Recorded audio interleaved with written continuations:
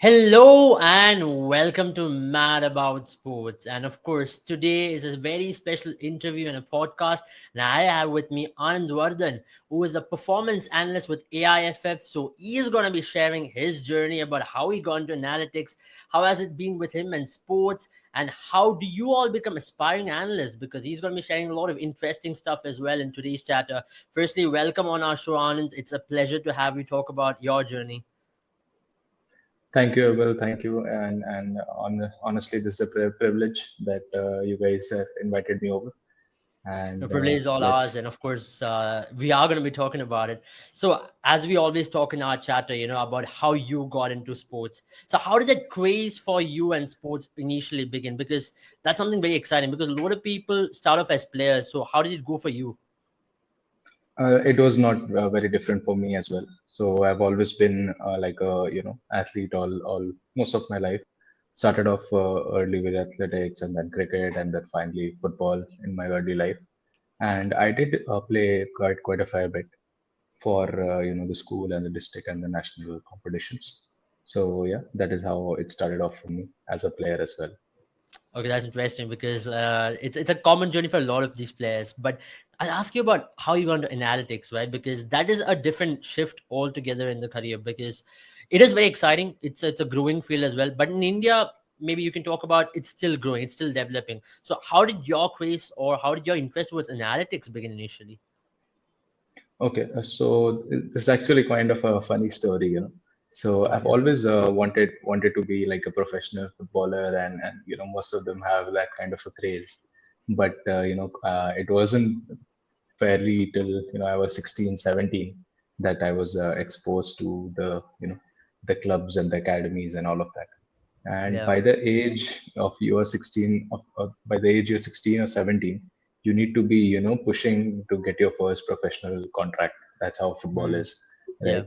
And I started quite a bit late, I would say, right? And I wasn't bad at it, but then by the time I realized that cracking professional football as a player is going to be very difficult, right? And so I come from a sort of a family which has a lot of like engineers and doctors here and Yeah. there, and a lot of my cousins and a lot of my elder friends had taken up engineering as their bachelors and Yeah. ended up working someplace else, right? Right. Not in their desired field.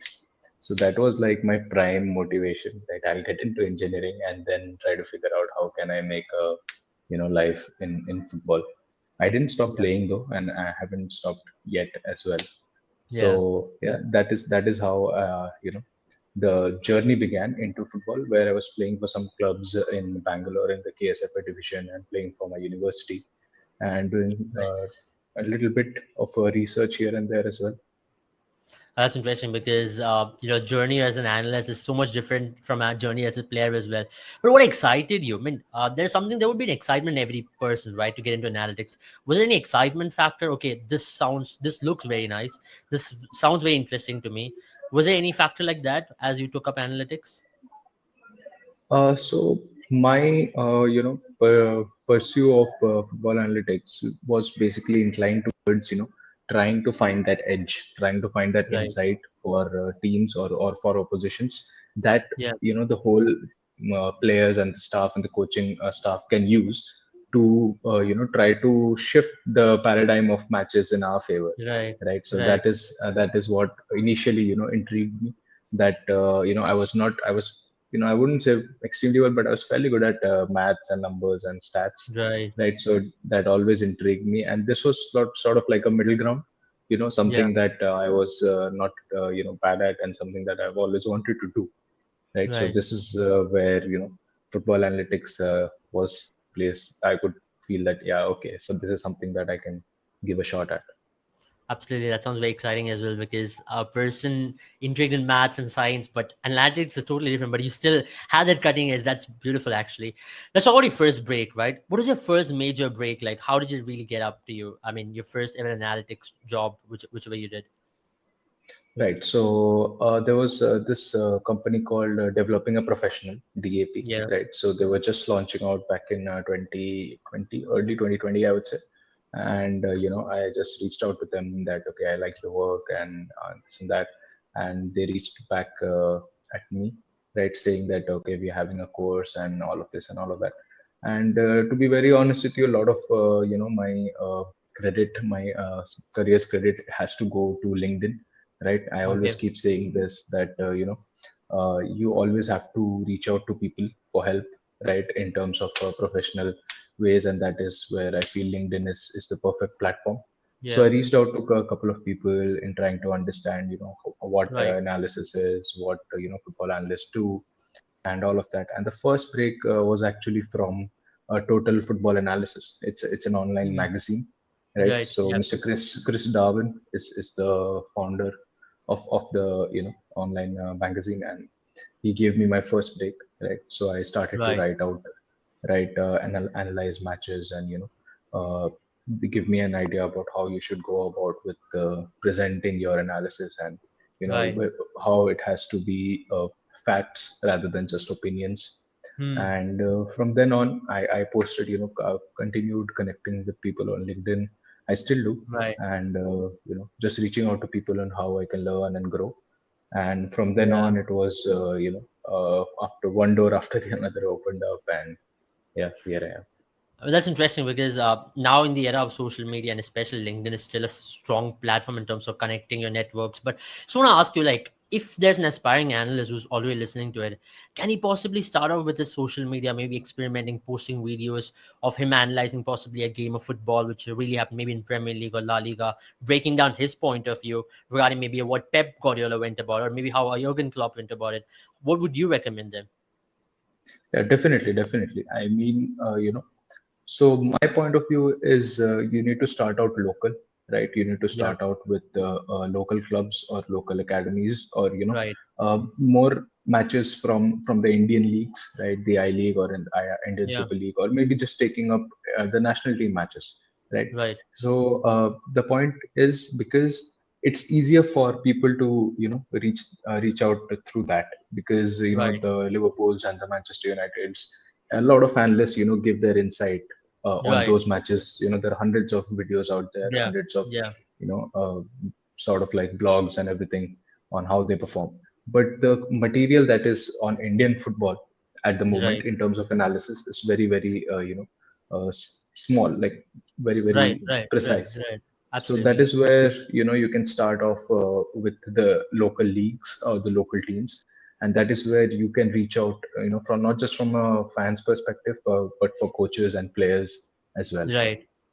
Absolutely. So that's why I would like to come to another question. Like from where you started, right, to what it is now. Has there been a paradigm shift in terms of analytics and the growth? And have you seen a lot more interest in people, or is the job market even more tighter than what it was before? Oh, definitely, definitely. Now, now by the time I had started, even now some teams, just see the analyst as the video guy, right? Yeah. Who's supposed to take the footage and then clip it out, the clippings, and Right. give it to the players and Right. the coaches.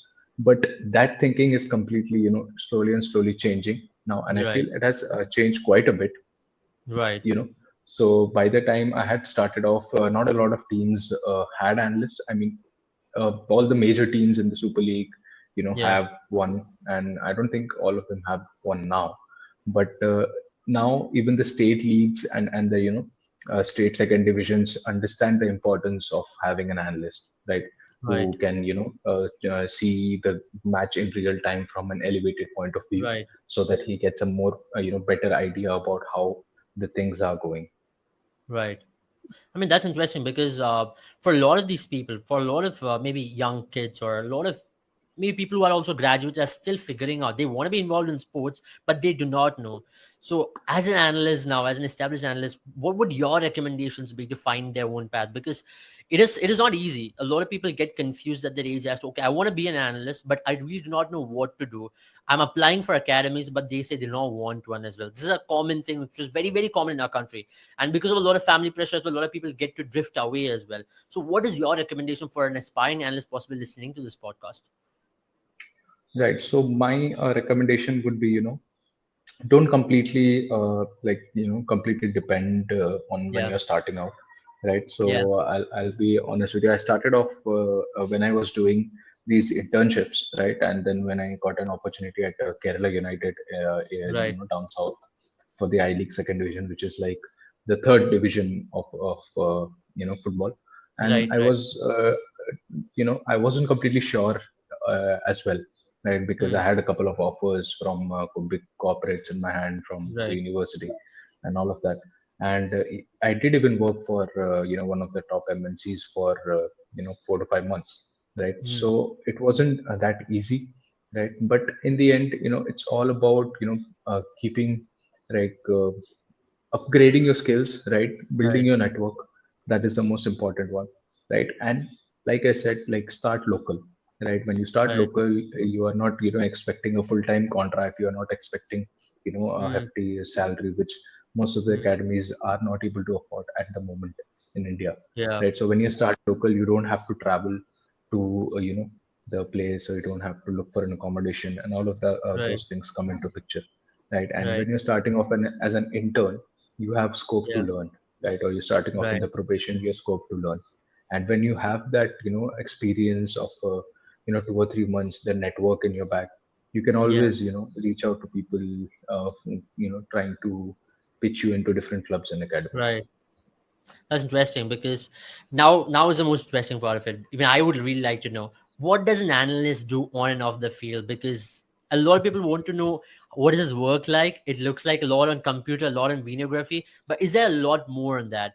What does he really do with the team, and how does he have to work with the manager as well? Because these are so much of an element which we see, which we usually don't see on the football pitch, because analysts are always there. We have seen, for example, on a game where 8 or 7 analysts are there for a particular team in Europe, but in India, you see a couple of them. What do they really? How do they communicate before the game day? How is the preparation towards the game day like? Right. So I'll give you like a complete schedule. Okay. So let's say we have a match on Saturday, right? So we divide the week as match day -1, which will be Friday, match day -2 will be Thursday, and match day -3 will be Wednesday, right? So our, majority of the work starts on match day -5 or match day -4, where we are preparing for match day -3 and match day -2, right? So we are preparing our material, right, to what is going to go to the coaches, what is going to go to the players, right, on the days, a couple of days before the match, right? So mostly I would say, that's a very it'll take me a very very long time to answer in detail, but I'll just be brief about it. That the first thing that an analyst needs to do is try to find a perfect place to procure the match footage, right, or the training footage. And at times you could be standing up on some building. At times you could be holding down an umbrella and sitting in the rain on a lonely place and holding your camera, right? So it is all part of the job process, right? And And as that's soon as interesting you've got because I mean, a lot of these youngsters I've always been about. Okay, is it just about getting involved in numbers? Is it just more than that? But clarification was a lot helpful as well, because now it's a lot more evolved. So that's very interesting that you mentioned about the whole analytics and the journey to it. But now I'd like to know about Indian football, right? In Indian football, how has it been? Like, for example, has analytics really played a major role in the recent past? You reckon so? Oh, definitely, definitely. Like, couple of the people I know who work at Hyderabad, right? Hyderabad FC have, they are one of the key players in the market to have understood the requirements of, having proper analytics department, right? Having a proper data analyst and a data scientist and a performance analyst and a video analyst, right? And if you look at their couple of seasons, last 3 seasons, Hyderabad FC are one of the few teams that have been consistently doing well, right? They're always hitting a 50-55 points mark in the ISL, which is like the crisp of the top, right? Mm. So and the recruitment, right? With all due respect to Mumbai City and ATK Mohan Bagan, they spent a lot of money on players. But if you look at Hyderabad, right, they have always been very very smart in the market, right? And they have Right, always acquired the right services of the right players, right, right? And they have held on to you know uh, the same coaching staff, which is obviously now changing, right? With Manolo going to Goa next season, right? But these are the basic things in terms of analytics that they've done right, right? They've recruited well, and the other clubs have started to see that, right? It's not completely, necessary to shell out crores and crores of rupees on players and everything to win a championship, right? Or to do consistently well. You have to have a proper process, right? Right, like we always keep saying that, process is the king, right? So if you Right. write if you have the proper process in place for season after season after season, right, you can obviously achieve that, goal of sustainable progress or development, which is, for Indian football, it is one of the most challenging, you know uh, Hmm. portions to achieve at, that is sustainability. As a Mhm. performance analyst, now you've seen a lot of these performance analysts get actively involved in scouting process as well, maybe from tracking a grassroots level player to bringing him to the limelight and talking about him to the club, and maybe tracking his performance on the way as well. How big a role does a performance analyst have in that, and what does he really do in that terms? Okay, so there was this. I'll give you a slight bit of insight on this project I was working with while I was with Yeah. Minerva Academy, right?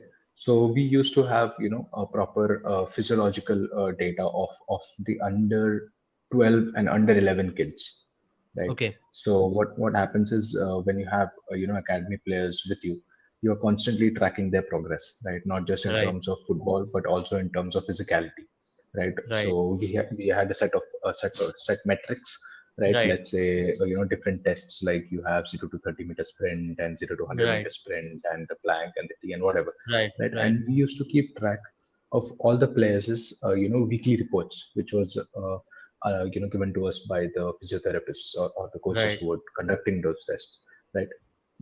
And through this, we could, keep track of how the player is progressing in terms of physicality, Right. right?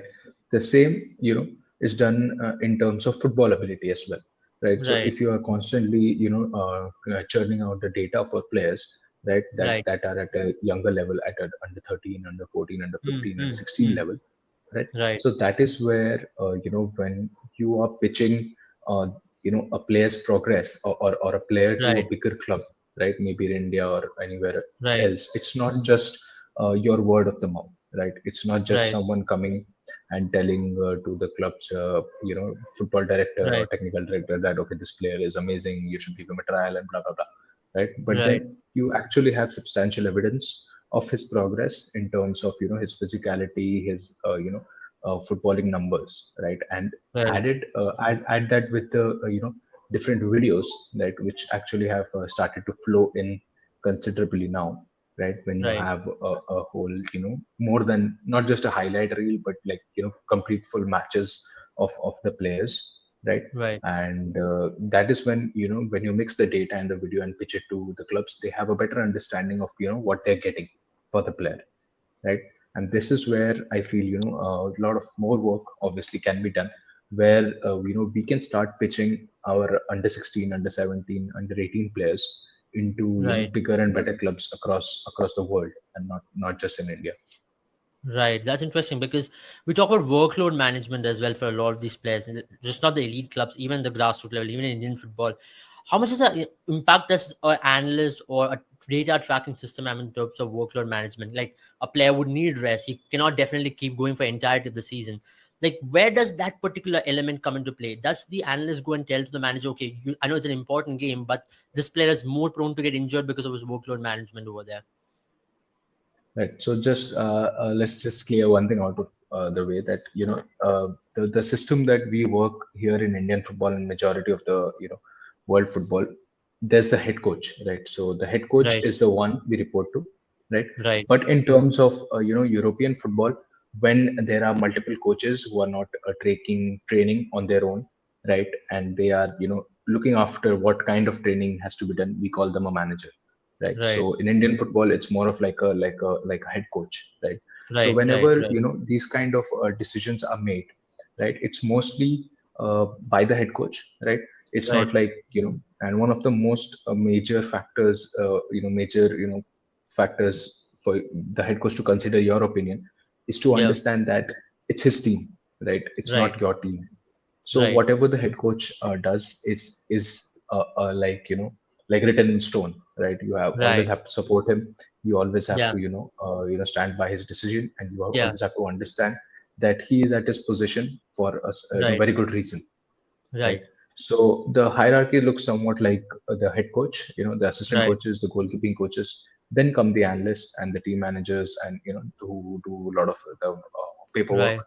that and the physios and the kit manager and Hmm. all the rest of the stuff, right? So you have to Absolutely. understand that there is a hierarchy in place, and you have to respect it, right? But Right. obviously, if the head coach has trust in you, you have shown that Right. your understanding of the game and your input is valuable, then definitely you Right. can go out and reach out to the head coach saying that, okay, this workload is a little bit too much. And but most of the cases, it's between the physiotherapy department, who are keeping a track of the fitness of the players, Yeah. and the head coach, right? Right. Right. That's interesting. Now an interesting question what I have is, especially a lot of these analysts are in football fans, but some of them really get into coaching as well. And you yourself have got into coaching, right? So being a certified coach, does it really help you enhance you as a performance analyst? Does that Oh, communication definitely. between you and coach gets even better? Definitely. So this is like my opinion, I would say, that even if you're not going to be a football analyst, or even if you're not willing to work in football full time, you should Right. definitely go out and get your coaching badges, right? Because Right. the things that you would learn under a pro license or a license coach in the 5 day or 10 day Right. course, and it's not very expensive as well, anybody can do Right. it, right? You Right. just need to know how to kick a ball. That's the basic Hmm. requirement, right? So the things that you would learn in like a professional environment for those 5 days on how coaching has to be done, right, Right. can make you feel connected to the game again, right? Right. And I always say to my friends, and always say to the people I speak to, they keep asking me that, is getting your football license and coaching certificates, is it necessary or is it mandatory? Right. Obviously it's not mandatory, right? But the things that you learn Right. is, I don't think you can get anywhere else, right? The Yeah. practicality of just how to receive a ball properly, or how to do Right. a one v ones, how to defend in a 1v1 situation, how to attack in a 1v1 situation. Right. All of this, uh, definitely you can learn a lot from YouTube and the videos and everything. But when Right. you are interacting with a coach who has been doing this for all his life, right, Hmm. that gives you a different perspective and on how you can go ahead with it. And on top of Absolutely. that, when you have done like your D or C, you can just go out on an academy and just volunteer to try and teach the kids, right? The under Right. 10s, the under 11s, under 12s, right? And that is another feeling in its own, right? Hmm. You're seeing little young people getting the joy in kicking a ball. That Right. is exactly why we fell in love with the game in the first place. Right. That's very interesting. That's a beautiful answer because a lot of people have this clog in their mind as to how to proceed and whether to take up coaching or not. But that answer really would have cleared a lot of doubts. But now let's talk about your call up to AIFF as a performance analyst. How was that like? How did that journey begin? Right. So I was with Sudheva Delhi FC, and Right. sort of the season was going a little bit here and there, right? And it was a tough season for us, right, as a team. And yeah, I heard that AIFF, or All India Football Federation, are looking for analysts back Right. in December, right? So Right. for the people who think, where did I hear it from, I would suggest that keep updated with the website, because Right. the website is constantly updated. You get all the news and information, right? So I just applied for it, and I had an interview with the senior team manager and the coaches, right? And they called me over in February, right, when the season was about to end. They called me over for the senior women's team, right? And that was the first time I got to meet with Mr. Thomas Dinobi, who's Right. the head coach of the senior women's Right. team. And a man with that kind of an experience, who has taken Sweden women's team to two World Cups, who's finished fourth in the Olympics, and Right. who has taken Nigeria to the World Cups, who has been to three World Cups. Right, Right. a man with that kind of experience, sitting with him, learning from him, talking to him about the game, understanding his, training sessions, his ideology. That has given Right. me like a very good insight on Right. how the elite level coaches think, how the elite coaches work, right?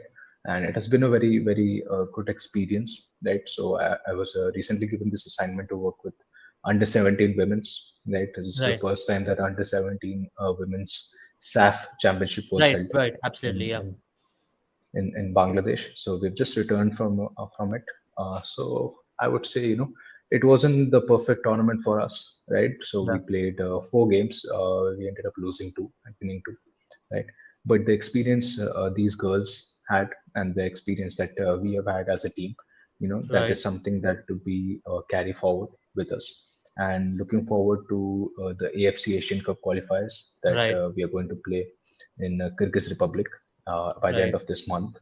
And the training is on, and everybody's trying to push each other and themselves, right, to try and get a spot in the Asian Cup. Yeah. Absolutely. I mean, sounds very interesting. I really wish you and your team all the best. And I'm pretty sure you're going to bring a lot of laurels to the country.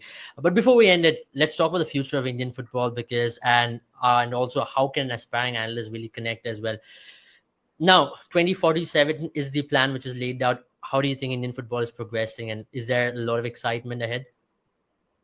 Oh, definitely. Like with the most welcome changes that have come in to the system. I feel Mr. Shaji and Mr. Kalyan have been doing absolutely phenomenal work, right? Yeah. Being it on and off the field, right? And the first thing that they always stress about is trying to find the right broadcasts for the teams and the matches, right? And we have Right. seen that happening. Slowly, steadily, things are improving, right? And Right. now we have a dedicated women's department as well for the growth of women's football, especially. And Mm, to be very honest with you, I feel 24. We are going to hit our targets way before 2047, right? If the that's very things interesting. keep going, if the things keep going in the right direction, like they have been in the past few months. And I know the people, yeah, sometimes there is a lot of criticism on the AIFF on social media and everything. But to all of those people, I would just like to say, there are people who work day and night, right? And literally, I'm not even exaggerating, who working Right. 24/7 round the Right. clock Right. to try and fix the things, that Indian and get Indian football to the place where it deserves, right? Right. And from the fans' perspective, I always keep requesting, all the people I know, that the love and support you give to all the European clubs or all the Right. European teams, staying up till 1:30 to watching the Champions League matches and all of that. I always keep requesting them that definitely that there is quality of football is different and there is a huge fan following. But when you start supporting local, when you start supporting your own country, the affection, the connection that you are going to get, the people that you're going to meet, it's not going to be anything like supporting any Yeah. European club. Right, right. That's beautifully put up. I mean, there's no better way and there's no better message to fans and the entire country as well. I think that should be the goal. But finally, any words for the aspiring analysts? I know there are a lot of them who's going to be watching this. So, any piece of advice and how they can really go about it? Right. So, I would suggest that, hit up Mad About Sports, right? We are conducting a workshop. We sort of have a masterclass on football analytics, right? And the first batch recently ended, and three of the, I think, 7 or 8 participants have already found placements, right? Have Right, already found internships, and that is where, I feel that I can provide you with the basics of analytics, right? All the right. tools necessary for match tagging and video analysis and tactical analysis and all of that, and then combined together, we'll be learning a lot, we'll be discussing a lot, and then I can teach you, and you can start building up your profile on LinkedIn and everywhere else, so that you can back some internships, right? So that is where I think the young analysts in the country should go about it, right? And I know it's a difficult, Yeah, the role, as the opportunities aren't yeah. extremely high. But then if you hit at the right spots, right, you can definitely get some. as people Anand do rightly mentioned, endorse it. get your hands on that form. There's a lead form in the description as well. If you want to directly connect with Anand through Mad About Sports, we are going to be an avenue for you. So do check that out. But before that, thank you, Anand, for this interaction. I think it's helping a lot of people who's going to be watching this. And it was wonderful to know your journey and to know more about Indian football, because it is a lot more insightful when you talk directly to an analyst who has been on the working field. And I wish you all the best, because I know it's a long season ahead and there are a lot of things awaiting us. And I wish all the best to the AIFF and Indian football and the women's team as well, who's going to be competing in the AFC Asian Cup. So thank you. Thank you for joining us. Thank you, Abel. It has been wonderful talking to you.